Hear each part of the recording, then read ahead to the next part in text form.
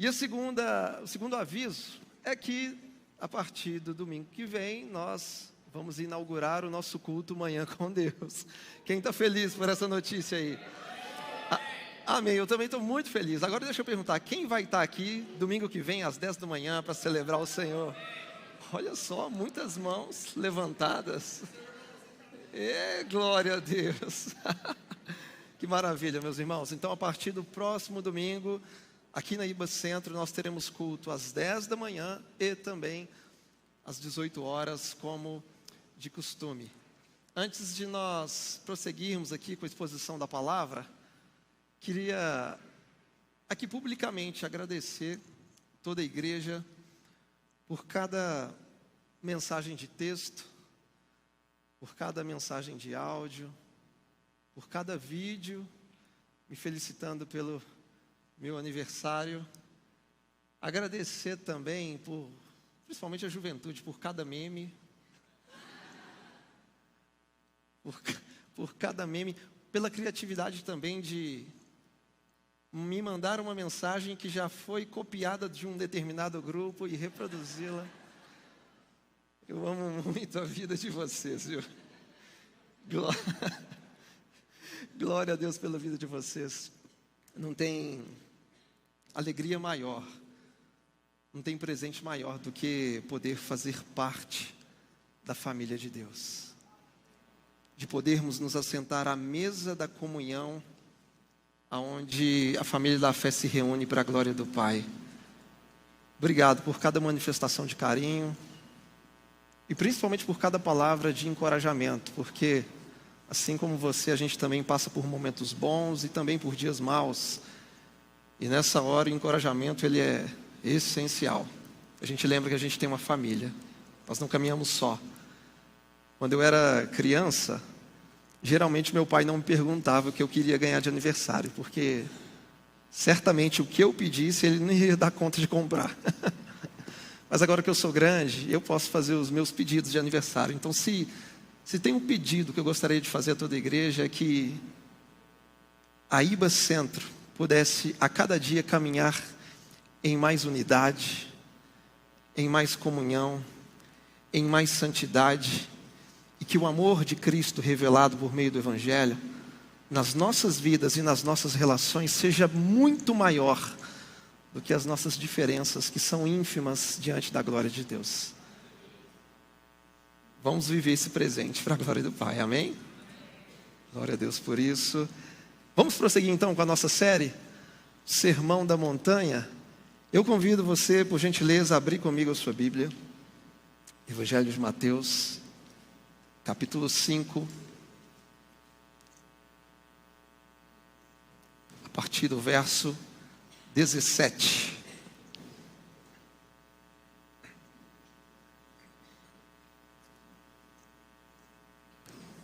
Mateus, capítulo 5, do verso 17 em diante. O tema da mensagem nesta noite é ensinamentos sobre a lei de Deus. Todos encontraram? Diz assim o texto, palavras de Jesus: não pensem que vim revogar a lei ou os profetas. Não vim para revogar, mas para cumprir. Porque em verdade lhes digo, até que o céu e a terra passem, nenhum i ou um tio jamais passará da lei, até que tudo se cumpra.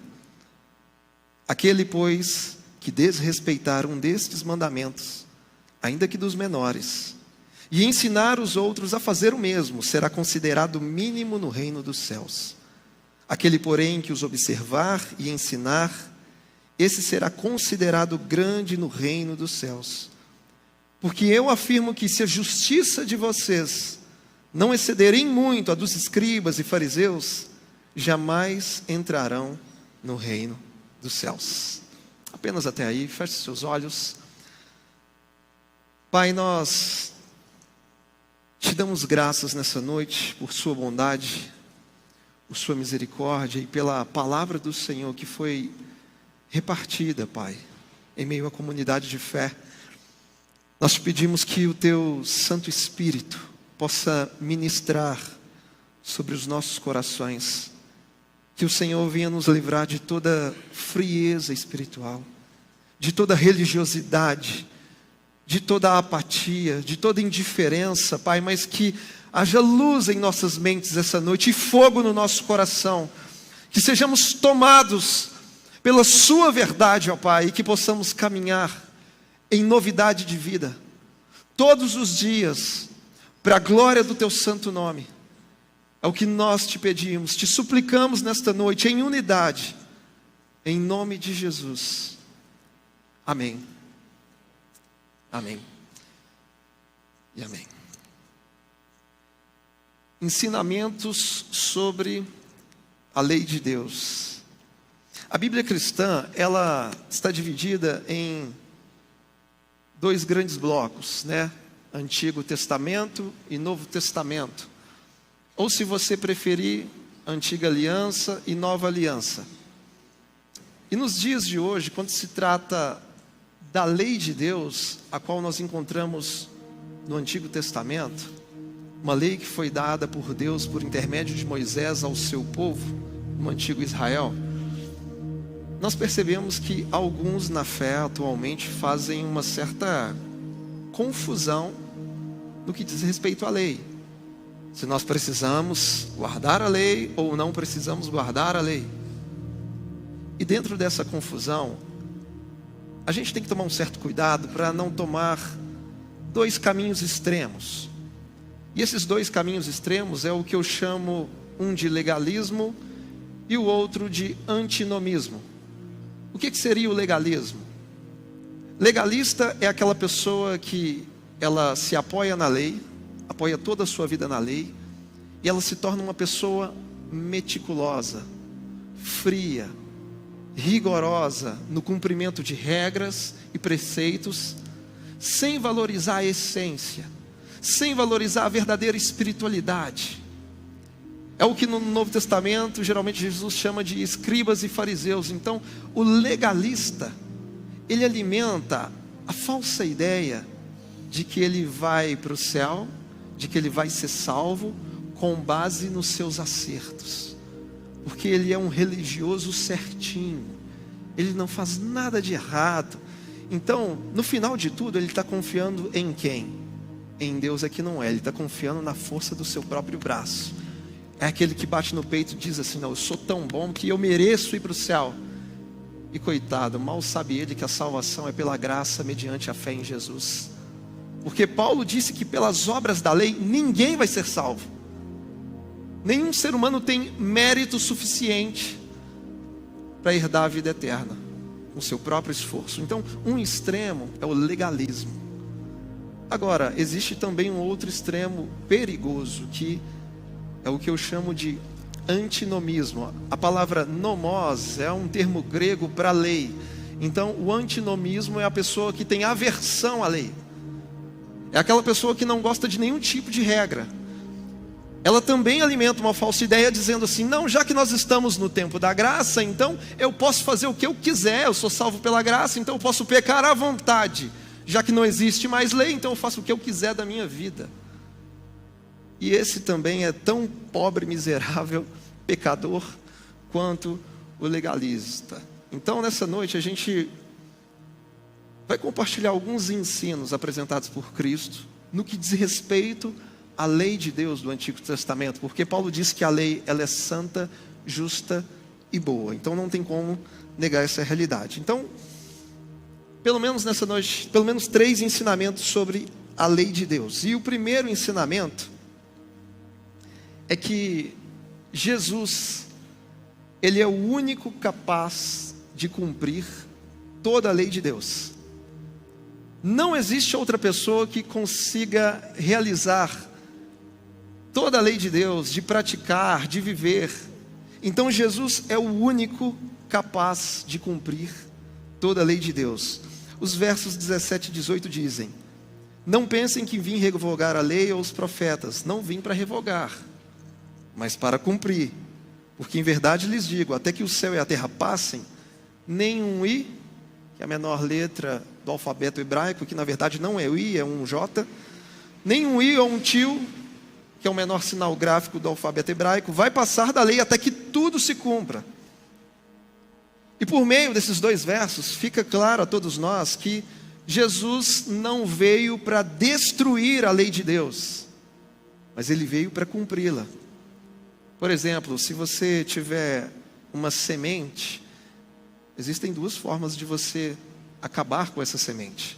Ou você esmaga ela até que ela fique em pedaços, ou então você pode plantar essa semente para que ela cumpra o seu propósito e se transforme numa árvore. Foi exatamente isso que Cristo fez por nós. Porque ao invés de esmagar a lei, de deixar a lei em pedaços, ao invés de revogar a lei, Jesus plantou a lei na sua própria vida e por meio da sua morte e ressurreição cumpriu-se o propósito de nascer uma nova aliança. Quando nós olhamos para o Antigo Testamento, a gente reconhece que na Antiga Aliança nós temos dois pilares principais, que são as leis e os profetas. E aqui leis e profetas sustentam todo o sistema vigente da Antiga Aliança, ou se você preferir, Antigo Testamento. Contudo, esses dois pilares, leis e profetas, eles não eram um fim em si mesmo, porque as leis e profetas, elas apontavam para algo maior. Ontem eu estava voltando de Belo Horizonte e eu vi uma placa assim, Uberlândia a tantos quilômetros. E aquela placa não é um fim em si mesmo, ela apontava para algo que estava além dela, para algo maior. Ou seja, leis e profetas da mesma forma eram espécies de placas sinalizadoras dizendo que algo maior, alguém maior estava por vir na nova aliança. E esse alguém nós sabemos que é Cristo Jesus.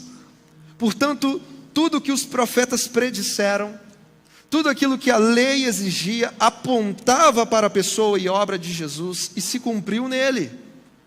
É por isso que Jesus está dizendo, não pensem que eu vim revogar a lei e os profetas, eu vim para cumprir. Se você se recordar, em Mateus capítulo 17, no Monte da Transfiguração, Jesus leva consigo Pedro, Tiago e João para o alto de um monte, e chegando ali no topo daquela montanha, acontece ali um fenômeno transcendental, né? Quem que aparece ali naquele contexto? Moisés e Elias. Moisés, no Antigo Testamento, é o representante da lei, porque a lei foi dada por intermédio dele. E também aparece Elias, porque Elias, simbolicamente, ele representa as profecias e os profetas da Antiga Aliança. Só que naquele contexto de Mateus 17, quando aparecem Moisés e Elias, a Bíblia diz que uma nuvem com um forte brilho, e o próprio Deus brada do céu dizendo, apontando para Jesus, dizendo, esse é o meu filho amado, a ele vocês devem ouvir. Em outras palavras, não mais agora Moisés, não mais a lei, e também não mais Elias representando os profetas, porque Cristo é a finalidade da lei, tudo aponta para Jesus. Então a partir da nova aliança vocês devem ouvir o meu filho amado, em quem eu tenho o meu prazer. Então a palavra se cumpre na vida de Jesus, porque Jesus é a personificação do cumprimento da lei e de toda profecia. A lei e os profetas encontram a sua forma final na pessoa e obra de Jesus. Eu sei que você talvez esteja se perguntando, pastor, mas o que isso tem a ver comigo, nos dias de hoje? E eu digo para você que isso tem tudo a ver com o povo de Deus. Tudo a ver, porque no Antigo Testamento, Deus estabeleceu sua santa lei ao povo. Contudo, por mais que o povo se esforçasse, ele sempre falhava em cumprir e obedecer. E é aqui que nós entendemos algo muito importante. A lei de Deus, ela não foi dada como um meio de salvação. A lei de Deus nos foi concedida para nos dar consciência do quanto somos pecadores, do quanto somos falhos, do quanto eu e você somos imperfeitos. A lei foi para calar a boca daquela comunidade judaica que batia no peito dizendo, não, eu sou bom, eu consigo cumprir toda a lei. Mentira, não consegue. Porque a lei nos foi dada para gerar consciência de que nós não conseguimos cumpri-la. Por mais que a gente se esforce, uma hora ou outra, nós iremos falhar. E isso nos ensina uma grande lição. A lição de que o ser humano é incapaz de salvar a si mesmo. Porque a lei exige perfeição. E perfeitos nós não somos. Portanto, todo ser humano precisa de um Salvador. Todo ser humano precisa de um Redentor que faça por ele o que ele não é capaz de fazer por si mesmo. Então a pergunta: qual é a solução para a humanidade? E a solução para a humanidade foi dada pelo próprio Deus. É por isso que João 3,16 diz que Deus amou o mundo de tal maneira que deu o seu único Filho, para que todo aquele que nele crê não morra, mas tenha a vida eterna. A solução que todo ser humano precisa tem nome, e o seu nome é Jesus Cristo. Entende isso, meu irmão? Aquilo que não poderíamos fazer por nós, Deus fez por nós, enviando Jesus como nosso representante e substituto. Porque se a lei exigia perfeição, Jesus foi a pessoa perfeita que no poder do Espírito Santo cumpriu por nós toda a lei de Deus. O único capaz de cumprir toda a lei de Deus, porque ele jamais cometeu pecado algum, ele caminhou em perfeita obediência e com a sua perfeição, ele morreu no nosso lugar e satisfez a justiça de Deus. Ele morreu como um substituto dos transgressores da lei que éramos nós. Por isso, todas as exigências da lei foram plenamente satisfeitas pela obra redentora de Cristo. Então grave isso no seu coração essa noite. Nós não somos salvos por tentarmos cumprir a lei de Deus. Nós somos salvos por crermos naquele que cumpriu a lei de Deus por mim e por você, Jesus Cristo. É daí que vem a salvação. Não adianta você se esforçar, você não vai conseguir. Mas o que você não pode, Deus pode. E Ele nos deu Jesus para isso. Aqui está a nossa esperança. Por isso que nós temos esperança de redenção e de vida eterna, porque não é obra minha, é obra do Senhor por cada um de nós. Então o primeiro ensinamento da lei é que Jesus foi o único capaz de cumprir toda a lei de Deus. Somente Ele. Segundo ensinamento: a lei moral de Deus precisa ser respeitada nos dias de hoje. O verso 19 diz: aquele, pois, que desrespeitar um destes mandamentos, ainda que dos menores, e ensinar a outros a fazer o mesmo, será considerado o mínimo no reino dos céus. Aquele, porém, que observar e ensinar, esse será considerado grande no reino dos céus. O que Jesus está afirmando aqui é que a santa lei de Deus precisa ser respeitada. E o que é a lei de Deus? A lei é um sistema de legislação que Deus concedeu ao seu povo no Antigo Testamento. E para a gente ser um pouco mais didático, a lei do Antigo Testamento, ela era classificada em 3 categorias: leis civis, leis cerimoniais e leis morais. Leis civis, também conhecidas como leis judiciais, eram leis que envolviam pena capital, demarcação de território, divisão de despojos de guerra, relacionado à nação e à administração política do antigo Israel, lá na antiga aliança. Leis civis ou judiciais. Temos também as leis cerimoniais, podemos chamar também de leis religiosas no Antigo Testamento, relacionadas ao sacerdócio levítico, sacrifício de animais, incenso, cerimônias de lavagem e purificação e etc. Tudo isso apontando para o Cordeiro de Deus que tira o pecado do mundo, apontando para a pessoa e obra de Jesus.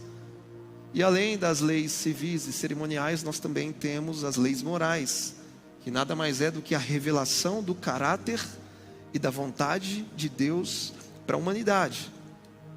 E aí a gente vai se perguntar: pastor, eu preciso guardar toda a lei de Deus nos dias de hoje? Deixa eu tentar explicar.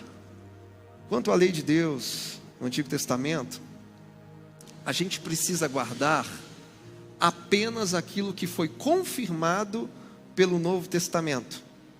Por exemplo, as leis civis e as leis cerimoniais, nós não precisamos mais guardar, porque o Novo Testamento deixa claro que elas já cessaram, foram cumpridas em Jesus. No entanto, as leis morais, apesar de Cristo ter cumprido por nós, elas ainda permanecem, porque elas são perenes, imutáveis e traduzem o caráter de Deus para todos nós. Elas contêm princípios morais válidos para pessoas de qualquer povo, de qualquer época. Portanto, devemos respeitar e observar as leis morais de Deus, não para sermos salvos, mas como norma de gratidão, já que nós já fomos salvos pela fé em Cristo Jesus. Então precisamos sim guardar e observar as leis morais de Deus, porque elas continuam. Afinal de contas, a lei moral que diz não matarás, está valendo ainda. Deus não deu autorização para a gente sair matando ninguém, para a gente sair adulterando, para a gente sair cobiçando. Então elas ainda estão vigentes, porém agora pelo Espírito Santo gravado em nossos corações. Portanto, já que nós devemos respeitar a lei moral de Deus, aí eu pergunto, qual é a essência da lei de Deus? O que é que está no espírito da lei? O que é que está no centro dessa lei moral? Qual é o coração da lei moral de Deus para as nossas vidas? E certamente eu vou dizer para vocês que a essência da lei, o resumo da lei, o coração da lei é a prática do amor. Porque o amor é capaz de resumir toda a lei de Deus. Toda a lei de Deus. Se você parar para pensar no Antigo Testamento, toda a lei de Deus, ela foi contabilizada pelos sacerdotes do Antigo Testamento com um número de 613 preceitos. É como se fosse um grande vadimeco, Carlos, com 613 artigos. E desses 613 preceitos da lei de Deus, 248 são chamados de mandamentos positivos e 365 de mandamentos negativos. Mandamentos positivos é Deus dizendo, faça isso, viva dessa forma. E mandamentos negativos são mandamentos proibitivos. Não faça isso, não diga isso, não viva dessa maneira. Só que Deus, didaticamente, no Antigo Testamento, Ele pegou os 613 preceitos da lei e Ele resumiu em apenas 10. Nós encontramos os 10 mandamentos tipificados lá em Êxodo capítulo 20. Nós temos ali o decálogo. Então Deus pegou 613 mandamentos e resumiu em apenas 10. Para quê? Para que o seu povo pudesse entender o coração da lei, a essência da lei. Quais são os 10 mandamentos? Não terás outros deuses diante de mim. Não fará para ti imagens de escultura. Não dirás o nome do seu Deus em vão. Lembre-se do dia de sábado para poder santificá-lo. Honre o teu pai e a tua mãe, que é o primeiro mandamento com promessa. Não matarás, não adulterarás, não furtarás, não dirás falsos testemunhos e não cobiçará nada do seu próximo. 10 mandamentos, Deus resumiu para a gente entender a essência. Por quê? A essência da lei aponta para um relacionamento correto. Porque se você parar para pensar, os 4 primeiros mandamentos falam da nossa relação com o Criador. Não ter outros deuses diante dele, não dizer o nome dele em vão, então é um relacionamento correto com ele. E os 6 últimos apontam para um relacionamento correto com o nosso semelhante. Você não vai matar, não vai adulterar, não vai mentir, não vai cobiçar nada do seu irmão. Então Deus, na expectativa de que seu povo entendesse a essência da lei, o coração da lei, resumiu em apenas 10. Só que não parou por aí. Deus queria tanto que o seu povo entendesse o coração da lei, que algo maravilhoso aconteceu. Na plenitude dos tempos, Deus enviou o seu único Filho, Jesus Cristo, aquele que é o resplendor da glória de Deus, a expressão exata de quem Deus é, e ninguém melhor do que o próprio Senhor Jesus para revelar o Pai e a essência da santa lei. Então, se no Antigo Testamento o Pai resumiu 613 artigos da lei em apenas 10, no Novo Testamento Jesus resumiu em apenas 2. É o que diz o texto de Mateus 22, do verso 34 ao 40. Entretanto, os fariseus, sabendo que Jesus havia silenciado os saduceus, reuniram-se em conselho. E um deles, intérprete da lei, querendo pôr Jesus à prova, perguntou-lhe: Mestre, qual é o grande mandamento da lei? E Jesus respondeu: Ame o Senhor seu Deus de todo o seu coração, de toda a sua alma e de todo o seu entendimento. Aqui Jesus está citando Deuteronômio 6, verso 5. E ele prossegue: esse é o grande primeiro mandamento. E o segundo é semelhante a este: ame o seu próximo como você ama a si mesmo. Desses 2 mandamentos dependem toda a lei e os profetas. Então, se os 10 mandamentos nos ensinam a ter um relacionamento correto, agora no Novo Testamento, Jesus também nos ensina que esse relacionamento correto com Deus e com o nosso semelhante deve estar fundamentado, consolidado sobre a plataforma do amor. O amor de Deus revelado no Evangelho é o que nos guia no trilho de um relacionamento correto com Deus e com os nossos irmãos na fé. Então Jesus veio nos ensinar que o amor é o cumprimento da lei. Então eu volto a perguntar: qual é o coração da lei? Qual é a essência da lei? Qual é o centro da vontade de Deus para o seu povo? E a resposta é o amor. Não é à toa que o próprio Paulo, em Romanos capítulo 13, dos versos 8 a 10, ele vai dizer que o resumo da lei é o amor. Queria pedir a Thaís para projetar para a gente. É possível, Thaís? Projetar Romanos 13, do verso 8 ao verso 10, que vai nos falar isso.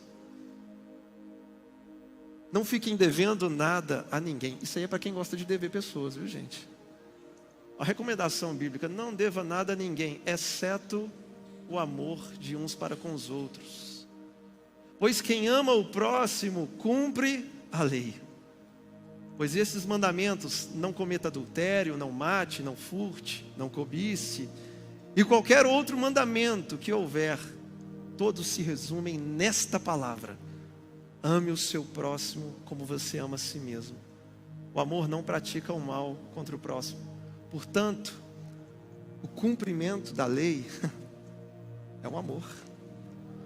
Aquilo que Deus desejava tanto que os escribas, os fariseus entendessem, eles não conseguiram entender, porque eles eram legalistas. Eles viviam a frieza da religião. Eles preferiam viver de regras mortas do que de um relacionamento vivo. Eles não entenderam o coração da lei, a essência, que é o próprio amor de Deus. Então eu te pergunto essa noite: você tem respeitado e observado a lei moral de Deus? Será que você tem vivido de fato esse amor? Será que nós amamos a Deus de todo o nosso coração, de toda a nossa alma, de todo o nosso entendimento? Será que nós amamos o nosso próximo como amamos a nós mesmos? Se a nossa resposta for sim, então nós já somos alguém que, pela ação do Espírito Santo, já entendemos qual é a vontade de Deus para as nossas vidas. É o amor. Então, em primeiro lugar, Jesus cumpriu toda a lei de Deus por nós. Não éramos capazes. Agora, em segundo lugar, nós também entendemos que a lei moral de Deus precisa ser respeitada. E por fim, em terceiro lugar, a lei de Deus requer um coração sincero. A lei de Deus requer uma justiça sem hipocrisia. Um coração genuíno, um coração verdadeiro diante dele, em todo o tempo. E no verso 20 Jesus diz: porque eu afirmo que se a justiça de vocês não excederem muito a dos escribas e dos fariseus, jamais vocês entrarão no reino dos céus. E aí eu pergunto para vocês: quem eram os escribas e fariseus? Os escribas e fariseus eram popularmente conhecidos por serem os grandes estudiosos e guardiões da lei.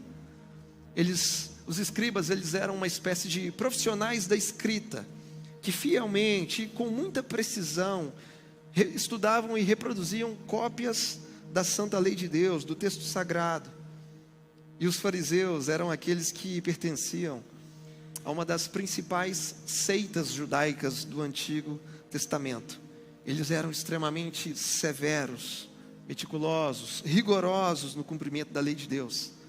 E só para a gente ter uma ideia, alguns estudiosos afirmam que no tempo de Jesus havia um certo ditado, que eles diziam que se 2 pessoas apenas forem para o céu, uma delas vai ser escriba e a outra vai ser fariseu.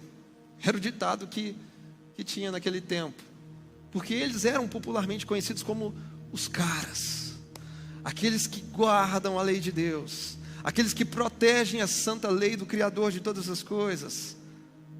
Agora pensa comigo, se os escribas e fariseus, eles eram popularmente conhecidos por serem os guardiões e defensores da lei de Deus, por qual motivo Jesus está dizendo que a nossa justiça tem que ultrapassar deles?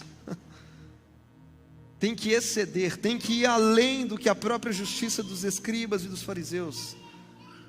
Em qual sentido a nossa espiritualidade deve ser superior a deles? E aqui nós entendemos que quando Jesus diz isso, Ele não está falando de quantidade, mas Ele está falando de qualidade. Ele não está falando de quantidade num sentido assim, não, se os fariseus conseguem obedecer 300 mandamentos dos 613, então vocês precisam ultrapassar esse número e obedecer 400, 500.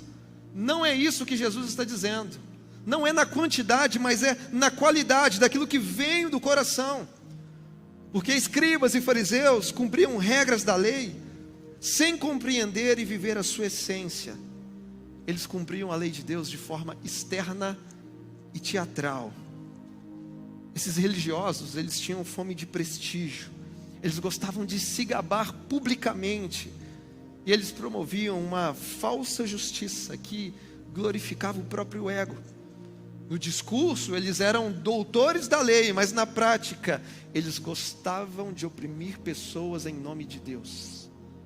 Cuidado com todo tipo de liderança estabelecida que gosta de oprimir pessoas em nome de Deus, de toda liderança tóxica, manipuladora. Isso é diabólico. Resumindo, era uma espiritualidade de fachada, era um discurso legalista, era uma santidade aparente. Por isso, quando Jesus diz que a nossa justiça deve exceder a dos escribas e fariseus, Ele não está falando de quantidade, mas de qualidade. Ele está falando de uma justiça que é sincera, que é interna, que é real, ou seja, que vem de dentro do nosso coração. Afinal de contas, qual era um dos principais pecados dos escribas e fariseus? Sabe qual era? A hipocrisia. A hipocrisia, porque na essência eles desobedeciam a lei que afirmavam proteger. Eles mantinham uma devoção completamente aparente. É por isso que em Mateus 15, Jesus vira para os escribas e para os fariseus e diz: hipócritas, bem profetizou Isaías a respeito de vocês, dizendo: esse povo me honra com os lábios, mas o seu coração está bem longe de mim. O que é isso? Hipocrisia. Quando eu falo algo, mas não sou isso que eu estou falando, há um desajuste, há uma falta de simetria de caráter. Eu falo uma coisa, mas vivo outra totalmente diferente. Em Mateus 23, Jesus diz: portanto, façam e observem tudo o que eles disserem a vocês, mas não os imitem em suas obras, porque eles dizem e não fazem. É o grande pecado dos fariseus, a hipocrisia. Eu citei em outro culto o texto quando Jesus diz que eles são como sepulcros calhados. Por fora é bonito, está tudo certo, parece que faz tudo certinho, mas por dentro só resta podridão e morte. Então a hipocrisia é uma devoção aparente. E aqui eu faço um alerta. Todos nós precisamos guardar o nosso coração dos pecados do legalismo, da religiosidade e da hipocrisia. Porque se eu e você, nós não vigiarmos, a gente vai acabar descobrindo que é possível a gente vir ao culto e não adorar a Deus em espírito e em verdade. Se a gente não vigiar, a gente vai descobrir que é possível vir à igreja e, na essência, ainda não ser igreja. A gente vai descobrir que é possível servir em muitos ministérios e, ao mesmo tempo, ter um coração com motivações diabólicas. Vamos descobrir que é possível ser zeloso em cumprir regras religiosas e, ao mesmo tempo, desprezar pessoas por causa disso. Se não vigiarmos, se não formos vigilantes, uma hora ou outra, a gente vai descobrir que é possível não beber, não fumar, não jogar e ainda assim ter um coração completamente mundano. Um coração que está com falta de sintonia com aquilo que sai dos nossos lábios. Por isso, repito, precisamos guardar o nosso coração do pecado do legalismo e da hipocrisia. Talvez alguém entre nós chegue a pensar assim: ah, pastor, não, mas eu não sou legalista, eu não sou hipócrita como os escribas e fariseus, porque eu sou discípulo de Jesus, pastor. E amém por isso, glória a Deus por isso. Mas ainda assim você precisa se manter vigilante, porque até os discípulos de Jesus, se não vigiarem, correm um grande risco de cair no pecado da hipocrisia. Ah, não, pastor, isso não é possível. É possível. Lembra do apóstolo Pedro? Um dos discípulos de Cristo, que foi aquele que fez juras de amor, dizendo: não, Senhor, se preciso for, eu vou morrer contigo, eu vou dar a minha vida pelo Senhor, eu vou para a prisão se preciso for. E o mesmo Pedro que disse isso, em tons de certeza, de convicção, foi o mesmo Pedro que afirmou não conhecer aquele Cristo perseguido e ferido pelos homens. O discurso é um, na hora do vamos ver, foi tudo diferente. Eu estou falando, os discípulos de Jesus precisam caminhar em vigilância, senão a hipocrisia vai tomando o nosso coração. E aí talvez alguém vai pensar assim: não, pastor, está pegando pesado, porque aí Pedro não tinha o Espírito Santo. Ah, é verdade, o Espírito Santo vem em Atos 2. Então agora Pedro, cheio do Espírito Santo, prega o Evangelho, muitas vidas são salvas para a glória de Deus, realmente. Mas espera aí, e aquele episódio lá em Antioquia, que está registrado lá em Gálatas 2, onde o apóstolo Paulo chega em Antioquia e começa a repreender o apóstolo Pedro, que estava no pecado de hipocrisia, porque na frente dos gentios ele era uma coisa, mas quando os judeus chegavam, ele mudava tudo. Então espera aí, a gente agora está falando de um Pedro, apóstolo, discípulo de Jesus, líder da igreja, cheio do Espírito Santo, voltando a cair no mesmo pecado de antes. Ah, meu irmão, mas o que me consola é saber que Pedro se arrependeu. Pastor, como que você sabe que Pedro se arrependeu? É porque quando Pedro escreve a sua primeira carta, no capítulo 2, verso 1, ele diz para a igreja: abandonem toda hipocrisia. Ou seja, houve arrependimento. Aí alguém vai pensar assim: não, então se Paulo, o apóstolo Paulo corrigiu Pedro, então Paulo era o cara. Aí a gente vai ler o capítulo 7 da carta aos Romanos, dizendo: o que eu quero fazer, eu não faço, e o que eu não quero fazer, eu acabo fazendo. E ele completa dizendo: miserável homem que sou, quem me livrará do corpo dessa morte? Mas graças a Deus por nosso Senhor Jesus Cristo. Graças a Deus, porque o Pai nos deu a pessoa de Cristo. Então, assim como eu creio que Paulo se arrependeu, Pedro também se arrependeu. E com isso nós podemos aprender duas coisas importantes. Se o apóstolo Pedro se arrependeu, nós também podemos nos arrepender. Nós também podemos nos arrepender. Primeira coisa é ser vigilante, porque se ele caiu, meu irmão, a Bíblia, aquele que está de pé, cuide para que não caia. Então nós precisamos andar em vigilância. Mas em segundo lugar, se Pedro abandonou toda hipocrisia, nós também podemos abandonar. Se ele se arrependeu de fato e de verdade, nós também podemos nos arrepender. Se Pedro mudou de vida, nós também podemos mudar, porque o mesmo Espírito Santo que habitava na vida dele é o mesmo que hoje habita na minha e na sua vida. Então é possível sim mudar de vida. A graça de Deus está sobre nós. Então o que Jesus quer da igreja é que a gente viva uma espiritualidade verdadeira, um coração sincero, uma justiça sem hipocrisia, porque Deus não quer um bando de pessoas especialistas em cumprir regras mortas. Deus quer filhos que amem fazer a sua vontade. Por isso, se a qualidade da nossa justiça não ultrapassar dos escribas e dos fariseus, jamais entraremos no reino dos céus. Se a nossa fé for fingida, se a nossa espiritualidade não for verdadeira, se o nosso cristianismo for hipócrita e da boca para fora, jamais entraremos no reino dos céus. Por isso, eu e você precisamos aprender a obedecer à lei moral de Deus de todo o nosso coração, porque o verdadeiro cumprimento da lei não é externo, não é teatral, mas é interior, é sincero, é real. E se não houver uma ação do Espírito Santo, essa lei não tem condições de cair no nosso coração e gerar transformação de vida.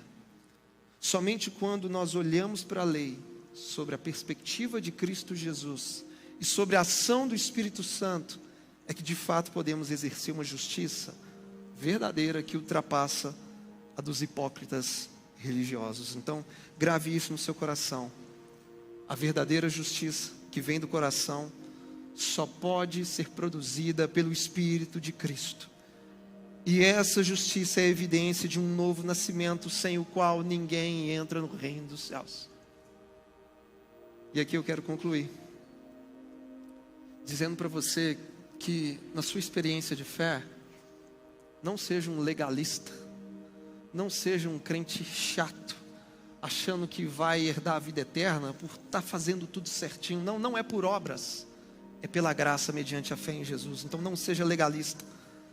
E também não seja um liberal antinomista que acha que não tem regra e que não precisa respeitar mais nada. Inclusive que não precisa viver em santidade. Não, não seja legalista e também não seja antinomista. Pastor, o que eu preciso ser? Você precisa ser um intranomista.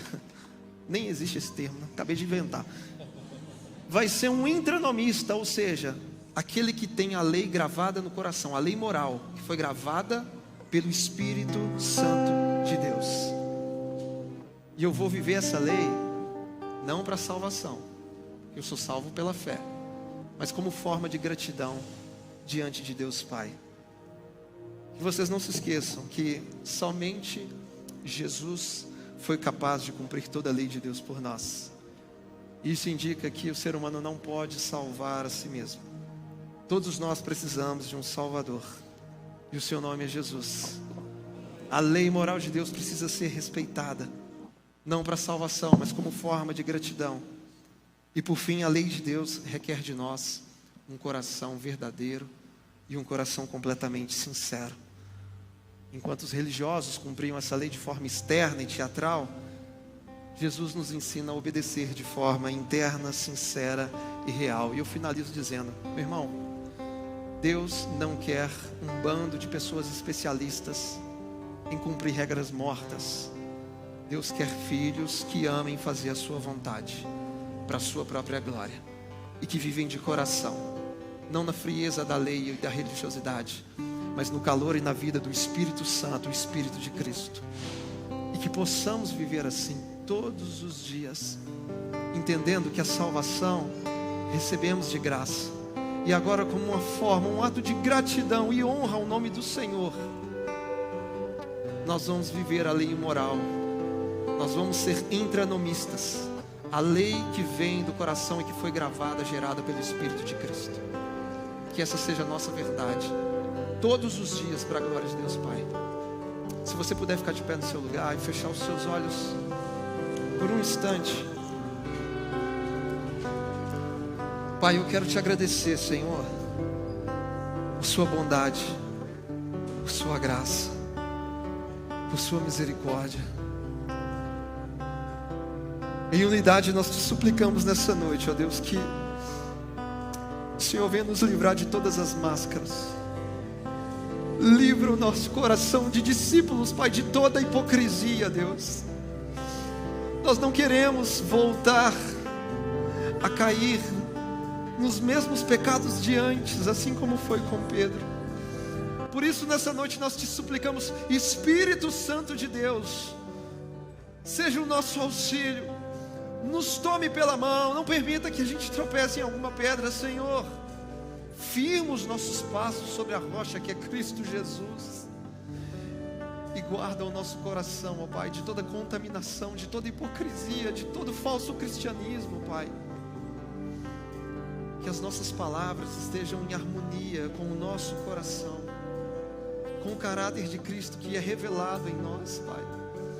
Que o Senhor nos ajude como igreja local a viver a sua vontade para a sua glória todos os dias, Senhor. Entendendo que por mais que a gente se esforce, nós não somos merecedores da vida eterna, porque ninguém é salvo pelas obras da lei, mas mediante a fé em Jesus Cristo, aquele que de fato cumpriu a lei de Deus por cada um de nós. Nós te exaltamos nessa noite, Pai, não na frieza da lei, mas pela vida do Espírito. Nessa noite nós te adoramos, nós te bendizemos, nós declaramos que Tu és o nosso Senhor, que Tu és o nosso Salvador, que Tu és o nosso Redentor, aquele que nos levanta da lamaçal, que nos levanta do pecado. Só o Senhor, Pai, nos purifica, só o Senhor nos santifica, só o Senhor, por meio do Teu Espírito, pode nos dar um novo coração. É só o Senhor, Pai. Essa obra é Tua, do início ao fim. Essa obra é do Senhor, Jesus. Ela é Tua, Jesus. Ela é Tua, Jesus. Coração igual ao teu, meu mestre. Coração igual ao teu, coração disposto a obedecer, cumprir todo o teu querer. Dá-me um coração igual ao teu. Diga isso. Coração igual ao teu, meu mestre. Coração igual ao teu, coração disposto a obedecer, cumprir todo o teu querer. Dá-me um coração igual ao teu. Já que você está cantando essa verdade, ainda com olhos fechados, com a mão sobre o seu coração, eu quero te convidar nesta noite a repetir comigo uma oração dizendo: Senhor meu Deus, nesta noite eu ouvi a Sua palavra e ela gerou fé no meu coração. Por isso agora eu me arrependo dos meus pecados. Eu confesso com a minha boca e creio com o coração que Jesus Cristo é o meu Senhor e o meu Salvador. Escreve, ó Deus, o meu nome no livro da vida, porque nesta noite eu faço uma aliança contigo, reconhecendo que a salvação é apenas pela graça, mediante a fé em Jesus. Amém. E ainda com seus olhos fechados, eu queria perguntar se tem alguém nessa noite que fez essa oração pela primeira vez, entregando a sua vida a Jesus. Aí do seu lugar, levante a sua mão bem alto. Se você se identificou com essa oração, entregando a sua vida a Cristo, aí mesmo onde você está, levante a sua mão. Nós queremos orar por você, interceder pela sua vida, reconhecendo que a obra redentora de Cristo é tudo o que nós mais precisamos. Porque não adianta você se esforçar, nenhum ser humano é capaz de conseguir. Apenas aquele que venceu o pecado por nós é capaz de fazer isso pela gente. E se porventura você não quiser levantar sua mão, mas se no seu coração você ainda recebe Jesus como Senhor e Salvador, ao final da reunião você pode me procurar. Eu quero orar por você, orar com você, para selar esse momento, onde Deus faz novas todas as coisas por meio do Espírito Santo que nos foi dado. É assim que nós cremos. Amém, meus irmãos? Quem tem certeza da vida eterna aí? Quem é salvo pelas obras da lei? Hã? Quem é salvo aí pelas obras da lei? Não. Quem é salvo pela graça mediante a fé em Jesus? E quem tem a lei moral gravada pelo Espírito no coração? Todos nós. Assim devemos viver e prosseguir para a glória de Deus Pai. Amém? Minha esposa, quando sobe assim, entende? É que você ia dar a bênção apostólica, né? Finalizado. Boa noite, igreja. Paz do Senhor a todos. Obrigada pela falando oportunidade. aqui que a gente veio de uniforme. Ah, ele me copiou. Eu escolhi primeiro também. E ontem foi aniversário desse homem maravilhoso.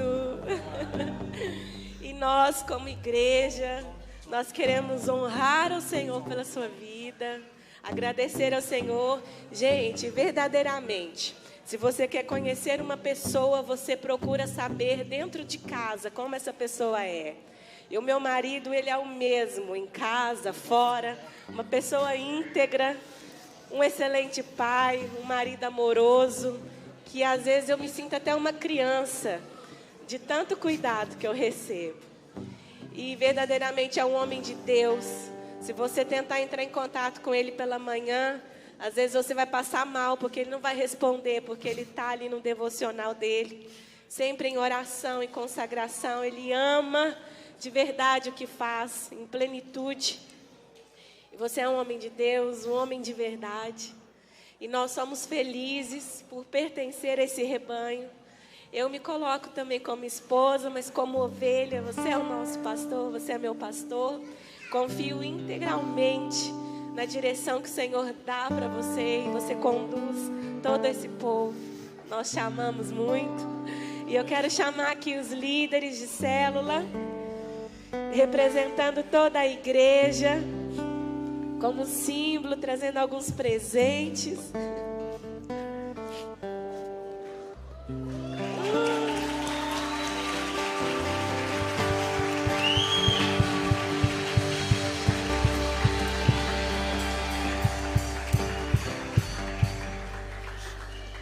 Não tem jeito. Você achou que era só os parabéns no começo, né? Cadê o Carlos?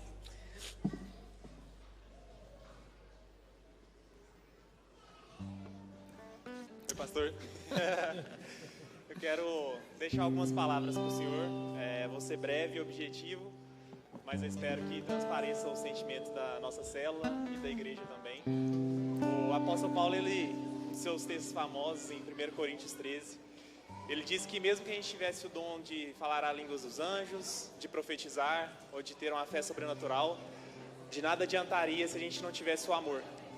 E eu acho que essa é uma característica que fica muito exposta no Senhor.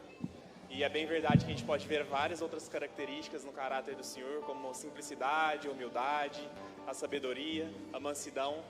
Mas eu vejo que o amor, ele é muito transparente na vida do Senhor. É um amor que ele é vertical entre o Senhor e Deus e horizontal entre o Senhor e a igreja. E a gente se sente muito amado ao caminhar com o Senhor, porque a gente vê o seu coração exposto o tempo todo. A gente vê o Senhor sofrendo verdadeiramente com os que sofrem. A gente vê realmente o Senhor se alegrando com aqueles que se alegram. E a gente se sente cuidado por estar perto de vocês, e principalmente, né, dos pastores, porque a gente realmente recebe esse amor de uma forma direta, de uma forma indireta. E a gente se sente como realmente orientado por um pastor que está disposto a dar a vida pelas ovelhas, a guiar as suas ovelhas. E a gente sabe que nesse caminho a gente sempre vai estar direcionado para ter esse amor vertical e horizontal. Então a gente queria agradecer muito pela vida do Senhor. Eu espero, como eu disse para o Senhor, eu sei que o Senhor vai colher muitos frutos na eternidade pela obra que o Senhor tem feito e pelo seu sim. Mas eu espero poder ver também o Senhor colhendo vários frutos aqui, como homem natural, vendo aqui na igreja. Várias conversões, várias pessoas sendo salvas através da sua palavra, através da sua obra, através da obra da igreja. Então a gente quer dizer que te ama muito e espera poder comemorar muitos aniversários com o Senhor ainda. Amém.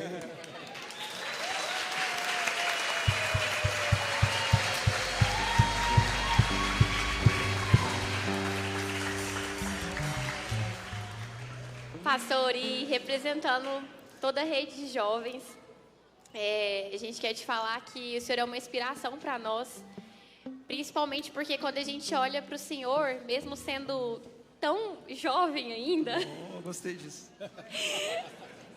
o Senhor transparece, e não só transparece, mas o Senhor carrega na sua essência maturidade, devoção, diligência.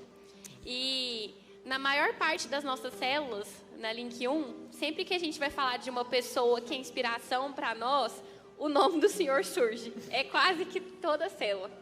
Então, é um privilégio caminhar com o Senhor. E eu sou muito feliz de ser pastoreada pelo Senhor. O Arthur também. Ele é vergonhoso, o senhor sabe, mas ele é muito feliz também. E a gente ama você.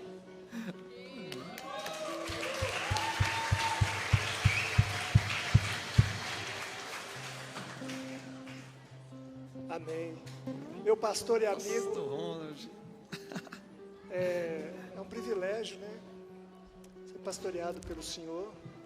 E quando a gente olha para você, a gente vê exatamente as palavras de Jesus quando diz: aprendei de mim que sou manso e humilde de coração. Esses requisitos e atributos se vê na sua vida assim, de uma forma bem nítida. E me alegro porque eu tenho aprendido muito caminhando aqui.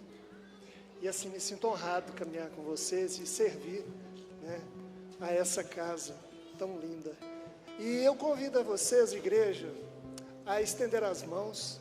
Convido a pastora para ficar do lado aqui, para a gente fazer a oração.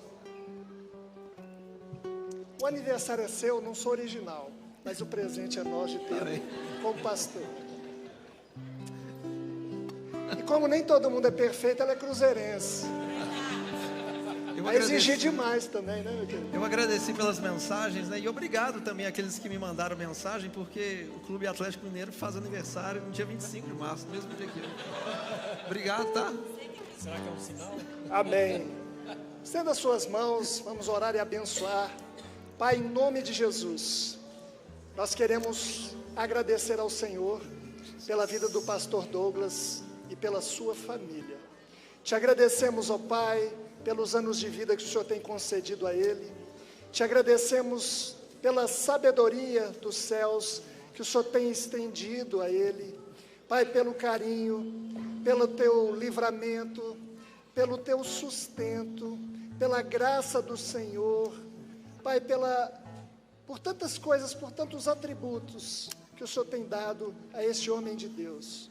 E nós somos gratos ao Senhor, porque aprendemos cada dia a amar mais e mais, não só a vida do pastor Douglas, mas toda a sua casa. Pai, nós vimos como um balizador, uma referência para os nossos dias, para essa geração, e somos gratos por isso. Pai, por isso, como igreja, nós queremos abençoar a vida dele e toda a sua casa, e dizer, Pai, em nome de Jesus, sê tu uma bênção. Amém. Em nome de Jesus, amém. Você pode aplaudir o Senhor na vida do pastor Douglas.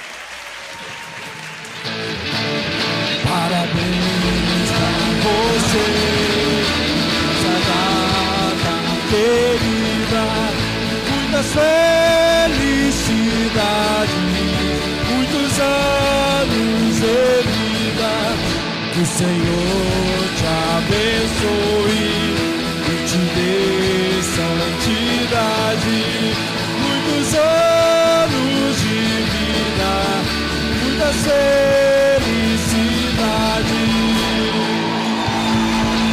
Viva o pastor Douglas!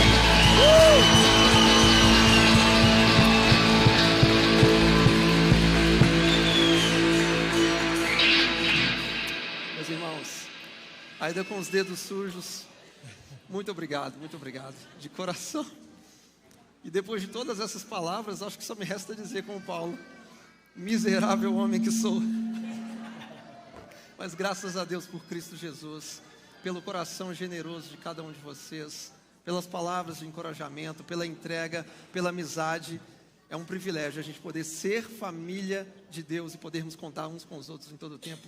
Muito obrigado, Igreja Batista do Amor, Setor Centro. E agora sim, né?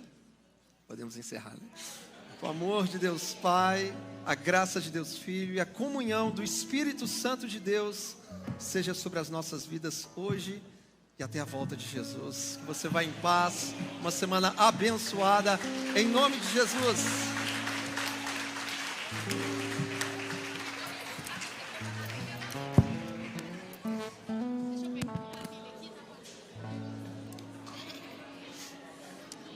Puxa aqui, papaizinho, desliga o microfone.